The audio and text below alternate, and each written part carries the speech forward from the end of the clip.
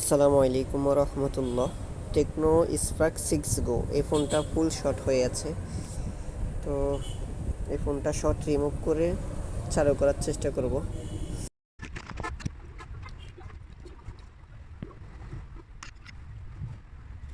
প্রথমে খুব সাবধানে স্টিলের প্যানেলগুলো তুলতে হবে।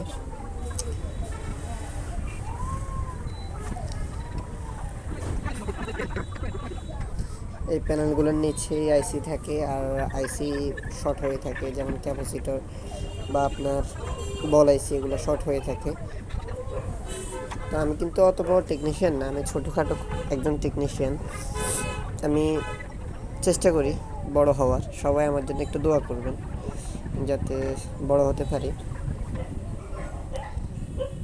সবসময় মানুষের উপকার করতে পারি। দোয়া করবেন।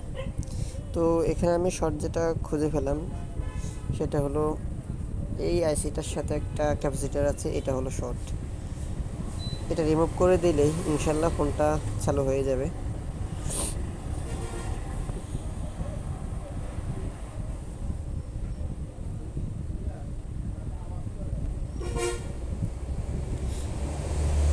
চার্জে লাগিয়ে চালু করার চেষ্টা করি।